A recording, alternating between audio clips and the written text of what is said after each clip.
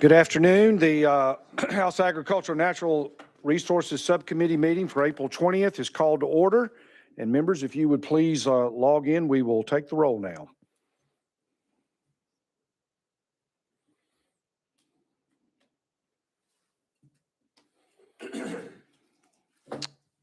That's everyone here, I believe. Clerk, if you would announce the roll, please. Mr. Chairman, you have 6 members present. You have a quorum. All right. Before we begin with business, I know there's one of our members that has personal orders, Representative Vidal. If I'll call on you at first. Thank you, Mr. Chairman. I just want to recognize 2 special guests I have for my district today, Brandon and Braden Throckmorton. They're from Ottawa, Georgetown area, and Braden is a 13-year-old at Hunter Middle School, and we appreciate him taking off school today to learn more about civic government. And I just will say one thing. He's restoring a 91 Mustang right now, and these folks restore cars, some real classics. And so keep it up, buddy. Thank you. Welcome.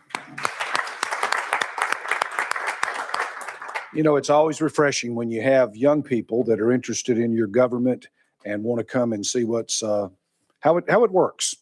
Representative Jones. Thank you, Mr. Chair. I just wanted to congratulate and commend and recognize the people of Scott County. The permit for the Roberta II landfill was denied by TDEC, citing concerns of water pollution and damage to streams and wetlands. And so we know that these folks have been advocating up here, and I just wanted to commend and honor all of our friends in Scott County for that victory. Okay, are there any other announcements or personal orders? All right, well, we have one bill to take up today. House Bill 2091 by Chairman Powers. There's a motion. There's a second on that. And Chairman Powers, you have a drafting, an amendment for your bill. Is that correct? Yes, I do. It's 013805. All right. If there are no objections, we'll go ahead and put that, a motion. Second, if there's no opposition, we'll go ahead and put that on the bill. So the amendment goes on the bill. If all approve, say aye. Any opposed? All right. The bill's properly before us. Chairman Powers, please explain your bill. Thank you. Thank you, Mr. Chairman, and thank you all for coming out today. This indulgence for coming out on a kind of an off day. As amended, House Bill 2091 reflects a legislative solution to TWRA's proposed OHV riding permit fee schedule. An OHV, of course, is an off-highway vehicle. It permits a person from operating an off-highway vehicle within the North Cumberland Wildlife Management Area, unless that person or a passenger on the same OHV has a valid permit. It establishes the privileges and restrictions for each permit type. It prohibits a person from accepting compensation for being a guide unless that person has a valid North Cumberland OHV guide permit. And it locks in rates from July up through July 1st, 2030, giving TWRA a 4-year window to collect ridership data, operational cost, and determine what is actually required to make the OHV program self-sufficient. And with that, Mr. Chairman, I renew my motion. Take any questions. Okay. At this time, I'm going to recognize Representative Jones first. Question. Thank you. Thank you so much, Mr. Chair. And thanks for being here, Representative Powers. I was looking at the bill and I support the bill. I just had some clarification questions. It says that it raises $4.9 million in new dollars from updated fee schedule. And my question was, does TWRA have plans for the $4.9 million? How much of that money will be used for North Cumberland local areas, TWRA projects? And just wanted to make sure that that money is staying in the community. And I don't know if you have any response or clarification on that. I do, and Mr. Chairman, if you, with your permission, that's in Tennessee code, and we have somebody here from TWRA. I would like to clarify that because I know that's a question that's come up before, exactly where that money is going to be spent. So I'd like to go out of session just for a moment and have Blair Beatty come up. And without objection, we'll go out of session, and Ms. Beatty with TWRA will give you a seat there at the desk, and either one. And we'll give you 3 minutes to tell us who you are. And 3 minutes. any comments you have. I will speak very slowly. Blair Beatty with the Tennessee Wildlife Resources Agency. Representative Jones, statute actually states that the funds that come in from the OHV permit at North Cumberland have to be used exclusively for the OHV program at that WMA. So it'll go right back into maintaining those trails, water crossings and things like that. Okay. Sure. Yes, sir. Okay, do we have any other questions for our guest? Representative Stinnett? You say the funds have to stay there. Is it, can them funds be used for vehicles or what equipment can it be used for? Yes, sir. Beatty? Thank you, sir. I don't think it specifically states in the language in the statute equipment, but our interpretation is yes, the equipment to maintain those roads, trails, things like that, that would also be used to pay for that. Representative Stinnett? Just wanted to make sure. Yes, sir. Thank you. Chairman Grills, do you want to ask the guest? Yes, sir. Please. Thank you, Mr. Chairman. So across the state, how many WMAs do we have access to the facility like this or in the permit process? Do not have that number with me, Chairman. I'm sorry. I know there are several others that allow for OHV riding on them, but this is the only formal designated trail system on a WMA in the state. Is at North Cumberland.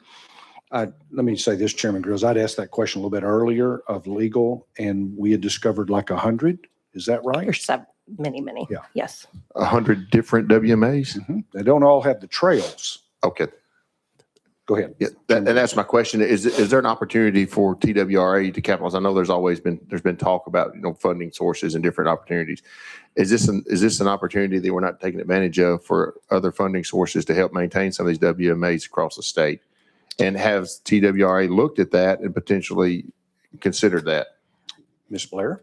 Yes, sir. That is honestly beyond my pay grade, Chairman, but I am happy to talk with our executive team and find out. Chairman Grills? And thank you, Mr. Chairman. The final, I think that's a great idea, and get back with me on that if you don't mind. Sure. And then also, if we do this, and then there's other WMAs that we can access with off-road vehicles. Would there be, could we set up a system kind of like the sportsman license where you could buy one permit to access all of them? So those are just things that are running through my head. So thank you, Mr. Chairman and Ms. Beatty. Thank you, Chairman Grills. I don't know that has to do exactly with what we're doing here, but that may be legislation for next year. Chairman Todd. Thank you, Mr. Chairman. And I too want to just verify, and you answered the question that the funds that are generated from these permits will stay at North Cumberland for maintenance of that facility. Yes, sir. That's correct. And follow up to that is, and this bill only affects North Cumberland, if I'm understanding correctly. Yes, sir. That's correct. Okay. And if this $4.9 million estimated proves that it's too much, it's excess, then do I have a commitment from the agencies or an intention that those fees would be lowered in the future to maintain a reasonable balance, but not an excessive balance? Yes, sir. I think that's a fair agreement. Okay. Thank you, sir. Thank you, I'm going Mr. to ask a Chairman. question about that too, Ms. Beatty. So in the Rules Committee and the Government Operations Committee, Yes, sir. lots of times when there's excess funds, things are enacted to have those funds drawn down. Would that be the same type of thing with regard to this, or is that a different system? I'm not sure. I'm going to go to legal then, if that's okay. And Doug, if you would mind sharing. Thank you, Mr. Chairman. Doug Garrett with the Office of Legal Services. The mechanism by which you're referring to is the program, for lack of a better way to describe it, where boards and commissions that enact regulatory fees generally operate on a reserve of 2.5 times their annual operating expenses. I don't think that this would apply, that applies to the TWRA. But you had Ms. Beatty speak to the fact that if they do accumulate a significant amount, then they would certainly look into fee reductions.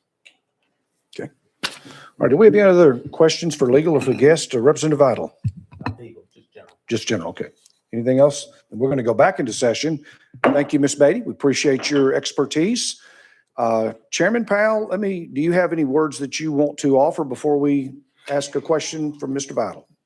No, I was just going to mention, I don't know if we talked about it, but that was Tennessee Code and TCA 70-9-106 that restricted that money to that particular area. But yes, and I'm ready for questions. Mr. Vital, Representative Vital. Thank you, Mr. Chairman. My question really was intended for TWRA, but I can ask it generally. This is going to be a big change to the operations up there. I'm sure the public is going to be educated on how this money is going to be collected, how it's going to be enforced. And so I would just ask that as we roll this out, that we do it in a way that we are lenient to individuals to understand the process for implementation, and that we just don't start out with an effective date and then anyone who's on the trail immediately starts getting tickets because they've been using it for quite some time up there. It's quite popular, that there be a public, an announcement period and an education period to get the public aware of this new fee schedule up there, and that how it will long-term benefit the trail system. So I know TWRA can do good customer service, but I would just encourage that, because this is in some sense a pilot program for revenue for TWRA across the state on these types of areas. So thank you. Yeah. So I would just say to that, yes, we are working with the different resorts, the Ride Royal Blue. There's a lot of different resorts up there that do the ATV. So we're working with them, and we'll work with them to get that information out to the general public. Originally, when we came out and we went, I know TWRA had several meetings on this, but we kind of came up with a fee schedule and really wasn't sure exactly if that's what we wanted. This one actually represents a lot less fee than what they originally planned. And so we're going to use this and use that four-year window to look at, if we ever need to raise them in the future or lower them or make an adjustment. But yeah, we're going to work to educate the public and all the riders and everything, let them know. Okay. Representative Jones, do you have a question? I think my learned colleague made a good point, but I had two questions. I didn't get to ask you my other one, Representative.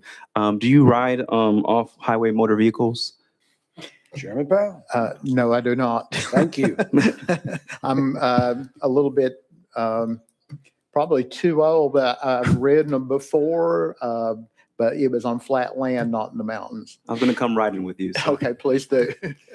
Chairman Powell, one thing that I would just ask, that you may or may not know the answer to, is that would this wildlife management agency, I guess they're a part of that, they're audited and hence by the comptroller's office and others, I presume, that would help us know about the excess fees and how that money is used towards trails and things like that. Do you know anything about that process on the back end?